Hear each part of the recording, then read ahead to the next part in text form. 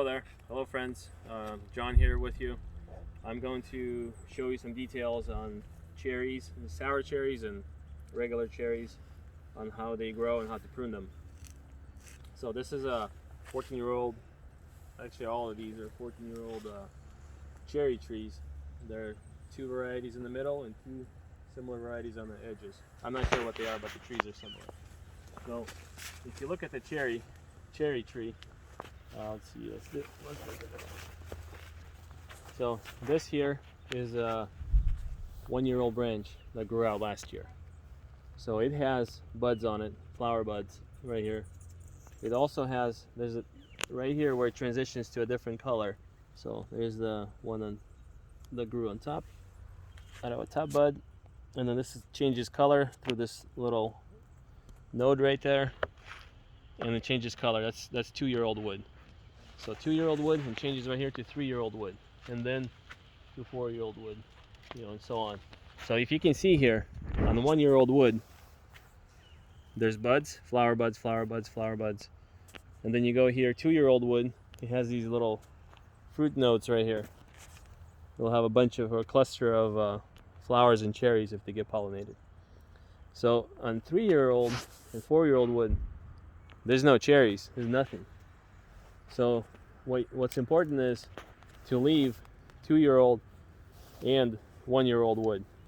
And anything that goes too far out, like this branch is getting bigger, right? Next year, these will grow out right into branches, and and some of them are going to be fruits that will be picked, but they will grow out further. The next year will grow out further. So there's going to come a time where you're going to need to prune this back. So anything that's like this, we do a hard prune on it when it gets too far out. But to save that time, anything that, the way I do it is, anything 1-year-old wood, I cut off, anywhere to like a half of it. So 6 to 8 inch. This is a dry piece right here. So I'm gonna cut it off, but 6 or 8 inch long shoots. That's all I leave right here. 6 or 8 inch long nodes or branches here. So this one's been cut already, but you can easily prune it down shorter. It'll grow some branches and flowers, and then this way it stays as compact as possible. We'll go down and look at another tree real quick. So here's another tree. Same thing. These are shorter. These shoots are a lot shorter. The 1-year-old growth, and it has flower buds on it. Everything here. This is a 2-year-old wood. It has a lot of flower nodes. This is a different variety than we looked at the first time. So for us if we don't control the growth on them, they grow out really long and they take the tree out really far. So at this point, these are short. So if any branches that grow here, they're going to be within the parameters. So I'm going to leave these short ones without being cut.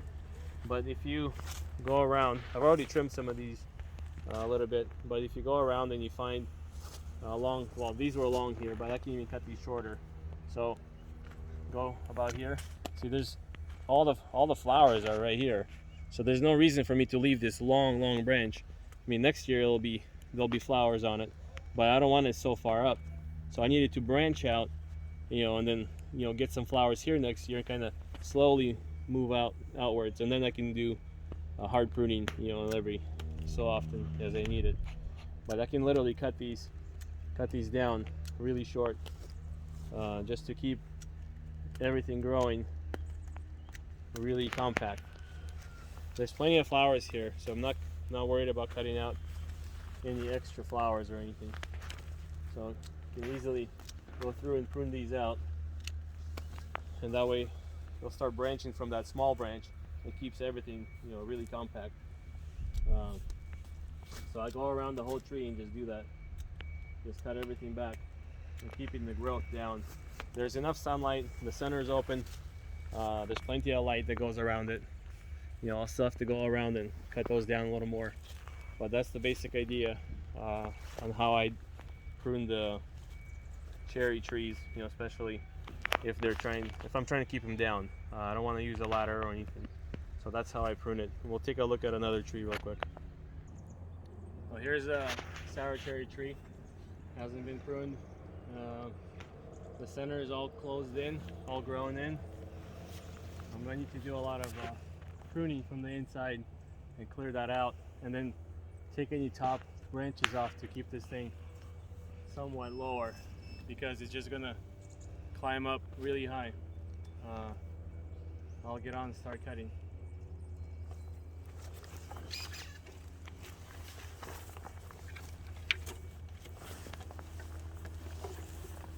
So this branch is going too far on the inside, so I'm gonna cut this up,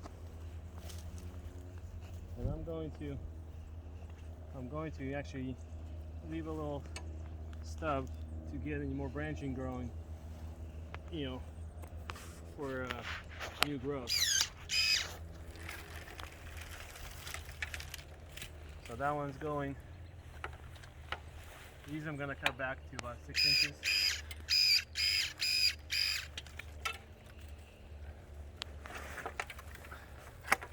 This one I'm gonna cut off to about 6 inches.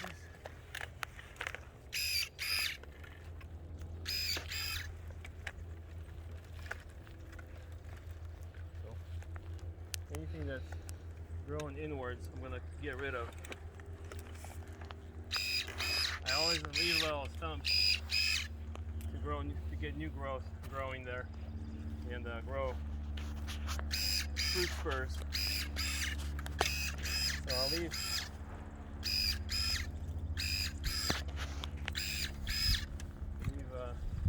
stubs like this. Otherwise it gets way too crazy in here. The cherry grows really long and quick. So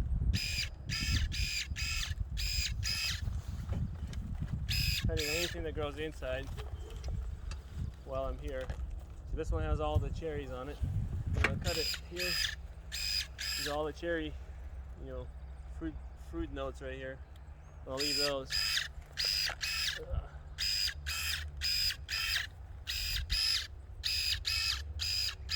So I'm cutting all the last year's growth. It's a dry one. I'll show you.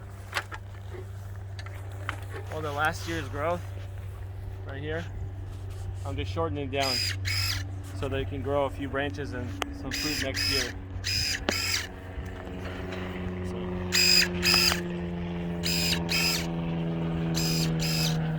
cutting it back like this. And you go around the entire tree. And I'll climb up inside there. I'll see you in a little bit.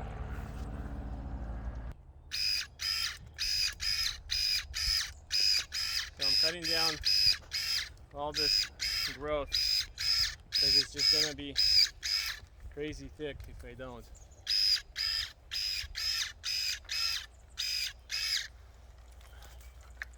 It's just gonna climb higher and higher. That's just the nature of you know, the branches. You want to go towards the sun, and then, you know, that's where all the energy goes. And we don't want to do that. We want to keep it down. So all of these will have fruit on them this year if they get pollinated. So this one here is a tall branch. It has fruit nodes on it and new growth, but I'm going to cut it down here to branch it out from this side much lower. I don't want to get this tree to go really high. And this right here as well.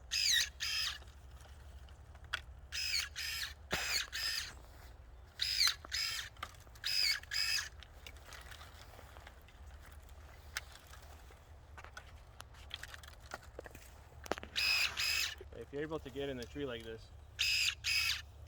that's nice.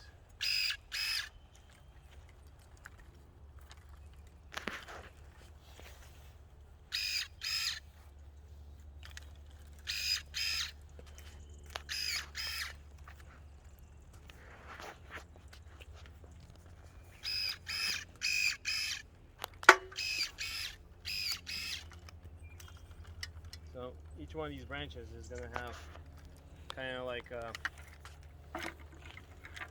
you know, I guess a hand with a bunch of spurs on it to get new growth. And there's a bunch of flowers, so they will all produce well. I mean, if you leave too many cherries on there, I mean, you'll have cherries, they'll pollinate, but they might be, you know, smaller. This way you'll get better quality fruit and a smaller tree, you know, in size. So that's important. I mean, whatever is important to you, I suppose, is how you control it. But I'm just dropping this tree down as low as possible. So I'll cut whatever I can reach. So yeah, I'll see you in a bit. So I'm just about getting finished up with pruning this tree. Remember, you can't cut more than 30% of it at one time per season. I mean, you can cut it multiple times, but not more than 30% in a season, so a whole year. I'm just trying to, you know, drop the height down. So here's a vertical, like a leader. I would cut that off and leave a tiny stub because there's fruiting buds there, and then you can also branch out of there. And then I'll cut this, you know, 6 to 8 inches back. And then the one that goes backwards, I'll just cut it a little shorter, but I'll still leave a stub because there's fruiting buds on there, and then there's, you know, leaf buds, and new branches will grow from there, which is what we need to produce fruit. I'm just about done here. Just cutting down everything that's last year's growth. Shorten it down.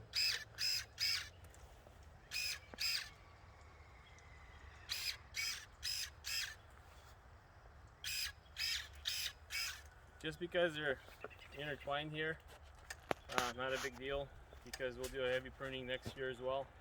So I'm not worried about it. There's plenty of sun that comes in. There's still plenty of fruit that's left here, and there's enough branches. I just don't want to, even if I go through and cut all the crisscross and branches, there's going to be nothing left. So I haven't had any issues, you know, in the times that I've been pruning this. That's how I prune my trees, and it works out for me. Just shorten down last year's growth, and then keep the tree at a certain height. So the more you cut it, the more new growth you'll get, and the more fruiting spurs you'll get. So here's first year's growth. There's some fruiting buds there. Second year wood has a lot of fruit buds right here, and third year wood, nothing. So next year there's gonna be nothing right here. It's only gonna be on the branches. So I might even, you know, next year I might cut this whole branch off to cause new branches to grow. Or if it gets too big, I'll just cut out all the ones I don't need and leave the other ones cycling. So it's a constant pruning.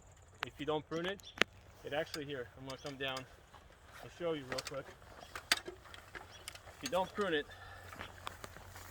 it grows like this.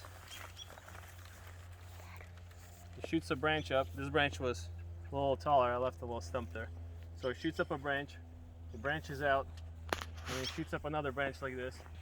It will branch out right there on the very, very top, and then just climbs as high as possible. So we, you know, here's the second year wood, and you see these fruiting spurs. That's fruits right here. Second year. This is second year wood. This is last year's. So there might be some fruiting buds here, and they'll produce fruit, but most of it's going to be on your second year wood like this. In these clusters, there's usually, if you look here, there's usually, you know, I guess a thicker or more spurs that are fruiting at the base of the first year. So base of the first year, and on the second year wood, you get the fruit spurs. On the third year, nothing. So you want to cut this off. Oh, yeah. Not this, but off the tree, and control your tree height. So that's kind of where we end up here. I'm going to finish up a little bit, cutting all the ends, shorten them down, and pretty much we're going to be at this, you know, for this year. If we cut too much, the tree's going to go into survival mode and just going to throw out a bunch of branches to put the canopy back on. So we don't want it to go in the shock. We just want to take enough down to where we can manage the tree and still have fruit. So yeah, that's how you prune a cherry tree. You know, that's how I do it anyway. So John here with you. Happy pruning.